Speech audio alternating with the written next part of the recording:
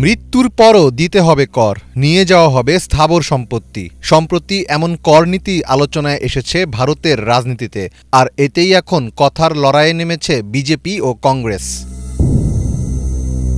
ভারতের একজন বর্ষিয়ান নেতার মন্তব্যকে কেন্দ্র করে আবারও সরগরম দেশটির রাজনীতি পাড়া। নির্বাচনী উত্তেজনার মধ্যে কংগ্রেস নেতা স্যাম পিত্রোদার করা একটি মন্তব্য ঘিরে শুরু হয়েছে নানামুখী আলোচনা। একসময় ভারতের সাবেক প্রধানমন্ত্রী রাজীব গান্ধীর আস্থাভাজন ব্যক্তি ছিলেন তিনি।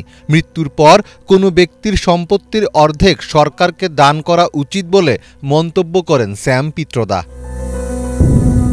বিষয়টি ব্যাখ্যা করতে গিয়ে স্যাম পিত্রোদা বলেন, আমেরিকান আইন অনুযায়ী যদি কারো কাছে $100 মিলিয়ন সম্পদ থাকে, তবে তিনি মারা যাওয়ার পর তার সম্পদের 45% সন্তানদের কাছে হস্তান্তর করতে পারেন, বাকি 55%ই সরকারের দখলে যায়। এটি একটি আকর্ষণীয় আইন। মৃত্যুর পর আপনাকে অবশ্যই আপনার সম্পদ জনগণের জন্য ছেড়ে দিতে হবে, তবে পুরোটা নয়, অর্ধেক। এটাই আমার কাছে ন্যায্য বলে মনে হয়।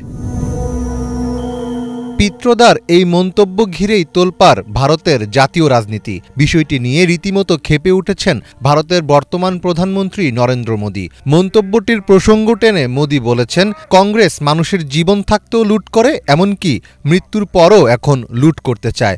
রাহুল গান্ধী ও তার দল কংগ্রেসকে ইঙ্গিত করে মোদী বলেন, কংগ্রেস বলেছে তারা উত্তরাধিকার কর চাপাবে। আপনার কষ্টে অর্জন করা সম্পদ আপনার সন্তানেরা পাবে না, কংগ্রেস তা ছিনিয়ে নেবে। কংগ্রেসের একটাই মন্ত্র, বেঁচে থাকলেও লুট করব, মরে গেলেও লুট করব। এমন মন্তব্যে চটেছেন ভারতের কেন্দ্রীয় স্বরাষ্ট্রমন্ত্রী অমিত শাহ। পিত্রোদার মন্তব্যকে নিশানা করে তিনি বলেন, কংগ্রেসের উচিত ইস্তেহারে যে অর্থনৈতিক সার্ভে প্রতিশ্রুতি দেওয়া হয়েছে তা উইথড্র করা। ভারতের লোকসভা নির্বাচনের মধ্যেই দেশটির প্রধানমন্ত্রী নরেন্দ্র মোদীর বিরুদ্ধে মুসলিম বিদ্বেষী বক্তব্যের অভিযোগ তুলেছে কংগ্রেস সহ বিরোধী দলগুলো। গত সোমবার রাজস্থান রাজ্যের একটি নির্বাচনী সমাবেশে মোদী ভারতের মুসলিমদের অনুপ্রবেশকারী হিসেবে আখ্যা দিয়েছেন, এমন অভিযোগ জমা পড়েছে দেশটির কেন্দ্রীয় নির্বাচন কমিশনেও। তবে এই ঘটনার একদিন যেতে না যেতেই আবারও চরমে দুই পক্ষের রেষারেষি।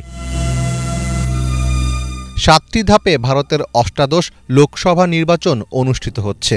এখন পর্যন্ত সম্পাদিত 5টি সংস্থার 8টি জরিপ পর্যালোচনা করে দেখা যাচ্ছে, সব জরিপেই মোদীর নেতৃত্বের এনডিএ জোট বিপুল ব্যবধানে এগিয়ে আছে এবং ভারতীয় জাতীয় কংগ্রেস মোট প্রাপ্ত ভোট ও আসন দুই দিক থেকেই পেছনে রয়েছে। 6টি বিরতিতে 7টি ধাপের সব নির্বাচন শেষে ফলাফল পাওয়া যাবে আগামী 4 জুন।